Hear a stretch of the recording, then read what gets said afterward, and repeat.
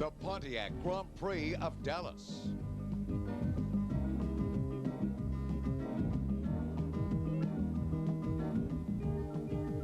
Good afternoon, everyone. Welcome to the Pontiac Grand Prix of Dallas at Addison, Texas. I'm Paul Chater, and along with Jim Paulson, we're here for the Valvoline Championship for Bosch Volkswagen Super Vs. It's their second race of the season and their first on a road course. They've picked a difficult one to do it. It's 14 turns, 1.6 miles. It should be an exciting event. 24 drivers lined up behind us here. Let's have a look at the starting grid. On the pole, Paul, you'll find Kim Campbell driving number 52. Used to be a native here in Dallas, former Can-Am champion. He's back at it. Beside him, Robbie Groff, who won round one. And row 2, Chris Smith in car number 20, and no relation to him, Mark Smith in car number 7, but Mark's brother is a little farther back in the field. Back on this third row, starting 5th out of Norway, Harold Heisman makes an appearance in North America. And beside him, John Brooks in his third season of Super V. The rest of the field. There's Hunter Jones, brother of IndyCar driver Johnny Jones, and Mike Smith on row number 5. Looking at row 6, C.T. Hancock, and beside him, Stuart Crow at number 3. Stuart Crow, a native of Dallas. The crowd will be cheering for him here today. Row 8, James Clam, number 17. Back at 9, Shane Milhausen, number 40. Back of the grid, Keith Weld, number 15. Kirk Miller, number 44. The field moving away smoothly. Not one arm in the air. It'll be a clean start behind the pace car. Already the Super V's bobbing back and forth, scrubbing a little heat into those tires. They want to be ready for this go. It's a 100-kilometer race, 39 laps here on the streets and Municipal Airport course in Addison, Texas. All brought to you by Volkswagen of America. Your car was lucky to make it through April. It's Texas ready for the start of the Pontiac Grand Prix of Dallas, and that field looks pretty well in order, Paul. Super V cars through turns 11, 12, and 13. You see there as the pace car heads into the pit lane. The cars nicely lined up side by side. 14-turn course. This is a very difficult road circuit. Half of it's on an airport. The other half is actually on the streets of Addison, Texas. There's our pole sitter, Kim Campbell, on the outside of the course, along the edge of the grass. They're coming down towards the green flag. Who's going to grab it off the green? Will it be Robbie Groff or Kim Campbell? Robbie won the first round in Phoenix, and in fact, as they dive into corner 1, it is Campbell in front and Groff right beside him, Paul. Boy, a 5 abreast drag race as they go over the end of the runway here. This runway is actually active during the racing event. There are planes landing as they head into corner 2, and the leader is Kim Campbell. He's got Robbie Groff right tucked under his wing as they head now into turn 3. You see from the pavement onto concrete here, and this concrete has ribs in it. Makes it very difficult handling for some of these cars. In fact, we were chatting with one of the officials, Paul. They tell us there are a total of about 5 different surfaces that they deal with, and the Super Vs will notice that more than anyone else. Well, it is a difficult circuit, and we asked Kim Campbell about that a little earlier. Yeah, I like a lot. It's a very good circuit as far as all the street circuits I've ever driven on. I like the way that they let you out onto the airport part where it's wide open, and then you have to go back into the tunnels. And it's actually pretty smooth, just rough in 1 or 2 places. Boy, look at Kim Campbell dominate. In fact, he's even getting away from Groff at this point. You can see how bumpy this circuit is as these cars over the bumps, heading into the turn here. A very quick left-hander, and then far back out to the right-hand side next to the concrete. You don't want to make a mistake in an open-wheel car with all this cement around you. Campbell is just sprinting here. He did not have this sort of domination. In fact, on that first round this year in Phoenix, Paul, he started 7th. Managed to carve his way up and finish 3rd, but here he's got it right off the top. And the man who is now in 2nd place won that first race in Phoenix, as we mentioned before, Robbie Groff, and he's starting to slip farther behind. Into turn 2, there's Campbell, nice and smooth. Out off the airport part, now he's getting onto the streets of Addison, from the asphalt to the concrete, and the rest of the field starting to string out behind him. In fact, at this point, about the only fight we have is still a close little battle here for about 4th overall, Paul. 3rd and 4th place, Mark Smith and John Brooks having a good fight. There's Smith there. There's Brooks right behind him in car number 2. These cars sticking well together. A little slide there as he came out of the corner. John Brooks currently in 4th place with car number 2. We're watching him now. And you see, look, left front wheel right off the ground. You can see how bad these bumps are for some of the Super Vs. By the way, John qualified 3rd in Phoenix. Really came through the Formula Ford ranks, and this is a step up for him, Paul. Now they're into the tricky part of the course here. We can see Smith in car number 7, the green and white Ralt. And right behind him, the car number 2, also a Ralt. In fact, there's only one car in this race that was not built by Ralt, and that's an American-built car that Chris Smith is driving. You can't help but notice those wings quiver when they hit some of these sections of this course in Addison, but they've got it all in hand. Very smooth coming out of corner 14 and back through that front straight very quickly, Paul. Kim Campbell in car number 52. He's using all the roadway. In fact, he's using more of the road than second place Robbie Groff. You watch him when they come out of corner 2 now. Campbell, well, not in that case. Robbie Groff very close to the wall. He's cutting it tight. He's trying to make up some ground, but it seems that he, in fact, is losing some. You know, we remember Kim, of course, back in the Can-Am days when he was running that under 2-liter category. One of the real, true seasoned veterans involved in the Super V Series this year, and good to have him back, Paul. Kim Campbell has a different approach to the series from many of the other drivers, like Mark Smith, currently running in 3rd in car number 7. Campbell is just doing this for fun. These other guys are looking for this series to step them up to Indy cars or maybe even Formula One. They tell us Mark Smith here is really one of the favorites for 1989. He and his brother Mike, of course, on that Evergreen Aviation Ralt team. He's a real hard charger. We got to keep a close eye on him, Paul. He may have a go yet at the leaders here. You can see Smith now going through the left-hander, how much the rear wing on that car was wobbling as he went over the bumps. The ground effects of these cars make the suspension so tight that the cars are really hugging the pavement, and it rattles your back teeth something fierce, which is the reason ground effects were banned in Formula One. Domination out of Kim Campbell. It really is hard to believe the man is out in front. He is not about to surrender this. This could be a runaway today, in fact, for Kim. Unless Robbie Groff begins to come back here. Really amazed that Robbie hasn't held on to him better right off the top here, Paul. You can see they're using very different lines through the corner. Kim Campbell hugging close to the walls all the way around. He's using most of the racetrack, and Robbie Groff is not using as much of the track in some of the corners. That could be why he's losing some ground. Over the bad bump there, you can see Campbell's left front wheel again picked up right up off the pavement. That's got to make the handling very difficult through these turns. And now here's from pavement to pavement, back onto concrete again. Oh, look at this. We have one car disabled. I believe that was Shane Milhauser of Texas. His car, number 40, just off to the side. So one of the locals out of it already, Paul. And that is a stalled car. He didn't clobber the concrete there at all. He just parked it. Kim Campbell through turn number 13. Heading up towards turn 14 and back onto the front straightaway, and he's starting to run away with this race. Look at that, right to the very edge. Watching the rest of the field come out of quarter 14 into the front straight again. Still a nice fight for 3rd overall, but here's a real battle here, Paul. Car number 10, the second car in that pairing, is Hunter Jones. He's brother of IndyCar driver Johnny Jones. And earlier today, we took Hunter's car aside to have a little closer look at a Super V machine and see what makes them run. This is Hunter Jones' Super V race car. It bears a striking resemblance to cars you're used to seeing, like Formula One cars or Indy cars. It is, in fact, a smaller version of an Indy car. It has wings both front and rear to keep the car down on the road, and these side pods create a ground effect. And in fact, a tunnel underneath the car creating a low pressure area that pulls the car down onto the road.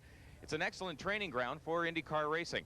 The car comes with a basic 1600cc Volkswagen engine. It's fuel injected, produces about 210 horsepower, and will propel the car up to 165 miles per hour.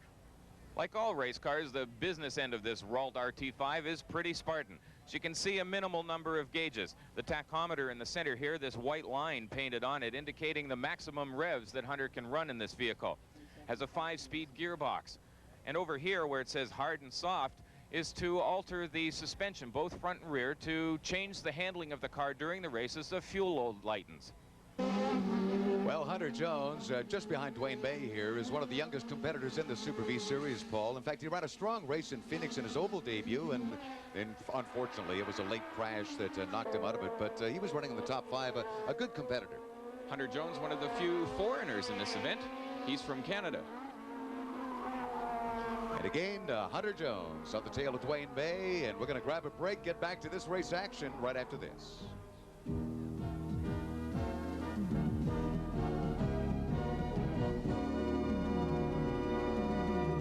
10:29 more to go. There's still a lot that can happen in this Super V event, Paul. But look at the lead that he's built up already ahead of Robbie Groff. Love this fight for last place here. In fact, Ken Weld does not want to be last. He wants to give that honor to Kirk Miller, and he does it here in this corner.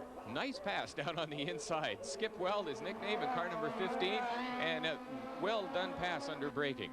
Well, it leaves Kirk at the back of the pack here. In fact, now that Skip is by, he really does begin to run away. Oh, no!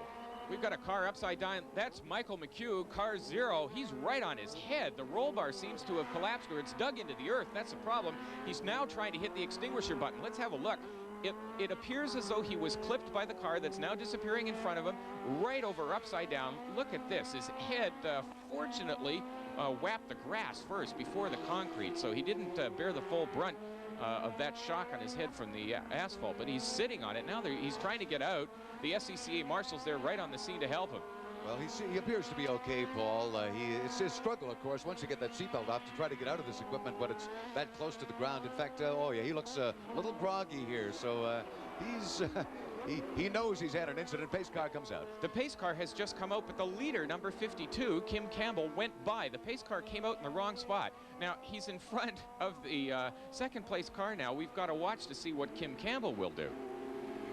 Well, let's see. Here's Kim now, pretty well alone on the course. I guess what he'll have to do at this point, Paul, is come around and try to rejoin the field, which I think is his plan. Oh, we have an upset young man here. Yes, McHugh is not a very happy guy. The SCCA marshal's trying to hold him back. He's probably in a state of shock at this point also, and he got a good knock on the head. He's shaking his head, as you can see, but he's definitely not very happy. He probably came in contact with that car that's just disappearing on the left of the screen there. Boy, he hit his head hard. Oh, I tell you, he comes through again. Thank goodness we had the tire wall there, perhaps, as opposed to a concrete wall. That helped to cushion an awful lot of what happened there, Paul. Well, he's a lucky guy. The roll bar saved him. There's the pace car out on the circuit now, and Kim Campbell has indeed managed to catch the field and get back into his rightful place in first spot behind the pace car. So we should be set for a restart. They'll get the debris cleared up here on the streets of Addison, and we'll be back with the Super V run right after this break.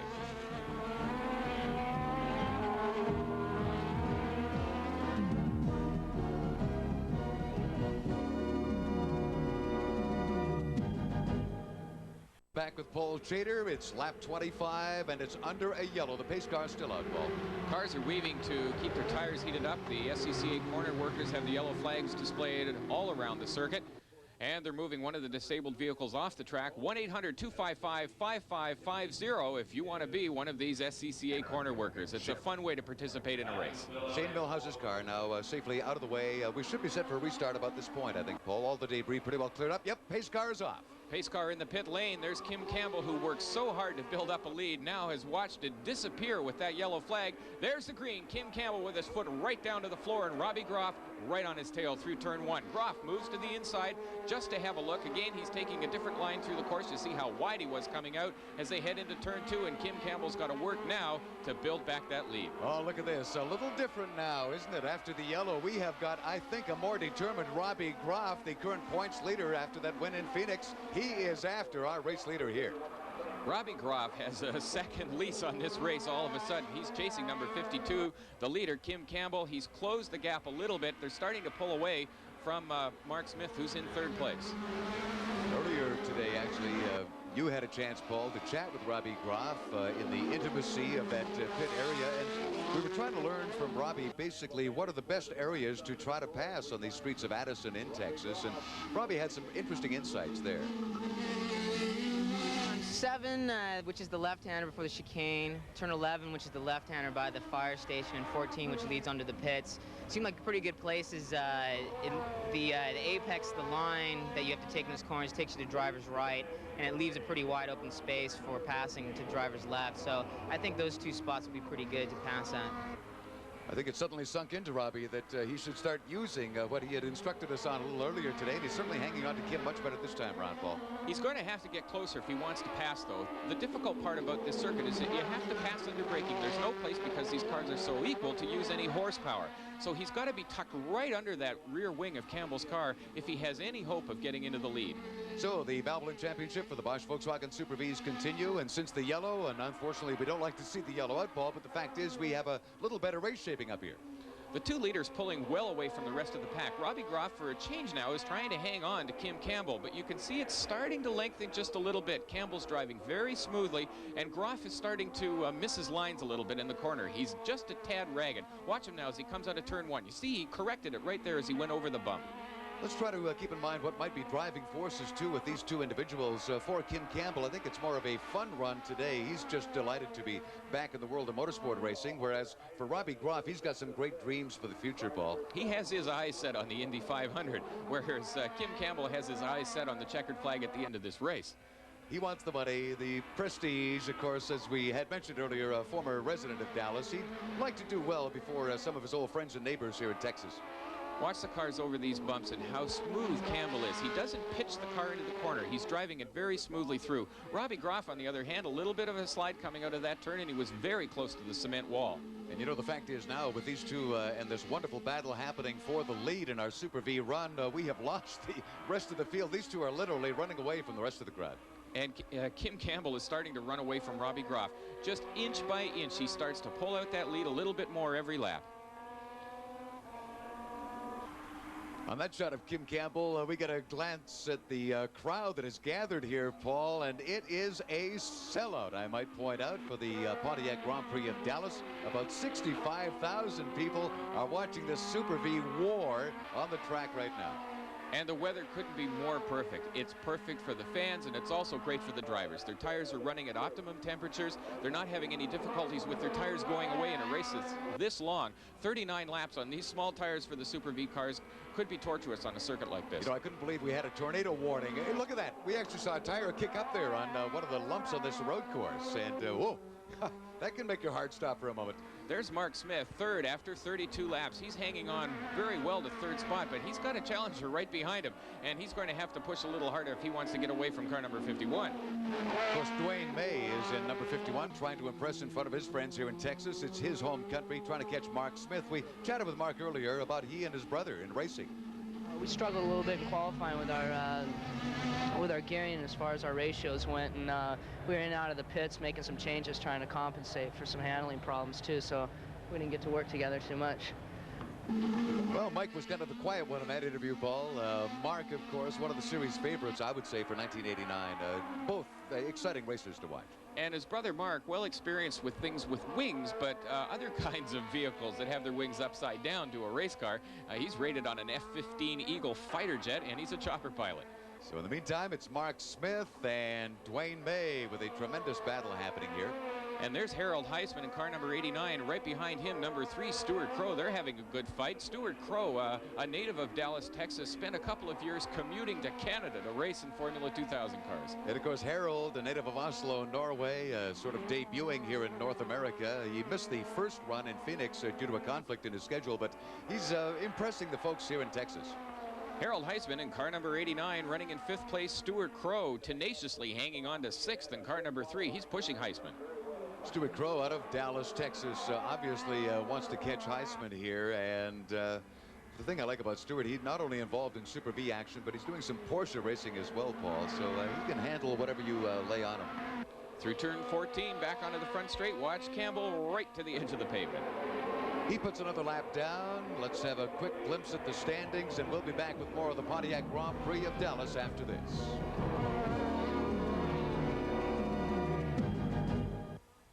Two of the Valvoline Championship for Bosch Volkswagen Super Vs in the streets of Addison, Texas, and Kim Campbell, our leader after 34 laps. 5 laps remain, Paul. And you can't even see Robbie Groff, who's back in 2nd place. Campbell is just dominating the latter half of this event. Watch him in car number 52 as he heads now into a very fast left-hander. Tight on the brake. Ah, look at that. That left wheel off the ground again. You know, it does. It literally gets right up in the air. I haven't seen that in this racing. Usually, as we had mentioned with the ground effects earlier, they hug this ground a little tighter than what we're seeing here, Paul. Well, they have almost no suspension, which is why the wheel comes off the ground when they hit a big bump like that. We're watching Campbell now through some of the tighter part of the circuit on the concrete, the actual streets of Addison, Texas. Down into turn 14, down into 3rd gear. It's a left-hander back out onto the front straightaway. Again, always letter perfect right to the edge of the circuit. Now, here's a good fight. There's Mark Smith in car number 7, and behind him, number 51, Dwayne May. They're fighting for 3rd and 4th place, respectively. And, you know, this one, I think, is going to go right down to the wire, and they fight again, just coming back to quarter one. They've marked off another lap here, Paul. What's been sort of disquieting is that every now and then during all this race activity, we will literally see an executive jet take off from this airport. It's really something to behold. And it's the busiest municipal airport in the United States. There's Dwayne May in car number 51, currently running in 4th place. He's chasing Mark Smith in car number 7. You know, as we watch these two exciting competitors battle each other out here, Paul, we shouldn't forget some great names have come out of Super V racing. Well, you're not kidding, Jim. Some really great names. Former Formula One world champion K.K. Rosberg of Finland, current IndyCar driver Didier Taze, who's in the Indy 500, and Bobby Rahal, kart champion twice and the winner of the Indy 500. It's one of the great stepping stones, there's no question, in the world of motorsport, especially if these young men have, you know, the championship cars in mind, or perhaps even Formula One. Who knows? And we're watching two guys right now who have exactly that in mind. And there's a third, Robbie Groff in car number 5, the current points leader in the Super V Championship. He's running in 2nd place behind the leader, Kim Campbell, who has just run away with this race. I would imagine Robbie's got his eye on those rearview mirrors because he's got a real hassle happening behind him, but he's running pretty well alone. He's not really learning much at this point of the race, Paul. He's driving very smoothly. I think he's conserving the car. He knows he has the points lead after Phoenix, and he wants to pick up the 2nd place points. He's not concerned now with winning. He's concerned with finishing. That's a good point to keep in mind, the fact that if Robbie Groff does end up 2nd here today, he will still dominate in the point standings. But boy, here's the man who's dominated the race. Kim Campbell in car number 52. He's driven a beautiful race, a 35-year-old veteran. He did some Can-Am racing, as we mentioned, and he's really got a smooth line through these corners. Look at him, and he's saving the car now, too. He's not pushing it right to the edge. He knows he can smell this victory. You almost get the feeling, even as he hits these bumps here, that yes, in fact, he has backed off it a little bit, and why not? There's still a rather lengthy series of these races to run in 1989, Paul. And this is a dangerous point in the race for a leader. When he's not being challenged hard from behind, he starts to slow down a little bit, and that's where the mistakes come. A little momentary bit of brain fade, and that concrete is right in the side pod. And Kim Campbell, number 52, on his final lap of the Addison circuit. In fact, Mike Sauce, who runs out of Texas, is just a little bit ahead of him. We're looking at Kim almost putting down some of the back markers in this race before that checkered flag fall. 39 laps, and he's lapped a few cars already. He's kept a very steady pace, and he's managed to pull away from Robbie Groff. He now has a comfortable cushion. He can practically coast through this last lap. He's coming by safely again. This is that stage in the race where I swear you hear every little tick in this car, Paul, and you can bet his ears are a little sharper than usual right here as he aims for that checkered. He's hearing rattles and noises and feeling vibrations that he didn't feel 10 laps ago, and he's probably praying that he'll get through these last few corners. I really think too many times we've seen, especially with championship cars and so on, out of fuel, whatever the problem might be, but it can happen here. Doesn't look like it's going to happen to Kim Campbell in car number 52. He's only got a couple of corners left now as we watch him through that sweeping fast left-hander. He's coming up to turn 14 now for the last time. 35-year-old Kim Campbell comes out of the last corner into the front straight, and here comes the checkered flag for Kim. He's got to be exuberant about this one, Paul. Look at his crew. They're happy, too. They're Robbie Groff behind him to take 2nd place and continue leading the SCCA Super V Championship. Here's Robbie Groff now in car number 5. He's got to be happy with his 2nd place finish. He drove a good race today. And Mark Smith got 3rd. Mark just ahead of 51, Dwayne May of Greenville, Texas. Kim Campbell, both hands off the wheel. Hang on, Kim. The concrete's still pretty close. Waving to the crowd. 65,000 people here to see this race today. This truly is the joy of victory, and Kim truly feeling it, our Super V winner today, waving to the crowd as he heads back to the winner's circle. Here's our agony of defeat, I guess, with McHugh. He's bandaged up, and our winner in the winner's circle, Paul Chater, is down at that location now, and let's hear from our champion. Must have been frustrating earlier on when you saw your lead disappear behind the pace car. Well, I think it's just nerve-wracking because you never know if the car's going to... You're used to the setup it is when it's going hard, and then all of a sudden you got to start back up, and you don't know where the brakes are, you don't know where the tires are. But, you know, you just got to get your head right and go hard. Was Groff pushing you hard, or were you pretty much in command? I never looked in my mirrors the whole race. There are the standings. It's official. Kim Campbell the winner, Robbie Groff in 2nd place, Mark Smith 3rd, Dwayne May 4th, and Harold Heisman rounds out the top 5. Well, the Texan takes it. Richard Petty greets him. It's really been a tour de force for Kim Campbell all the way today, Paul. It has, Jim, but Robbie Groff deserves some credit. He finished in 2nd place despite having some gearbox problems, but after 2 races, he still leads the Valvoline Championship. It's going to be an exciting championship in 1989. For Paul Chater, I'm Jim Paulson. We had a great day.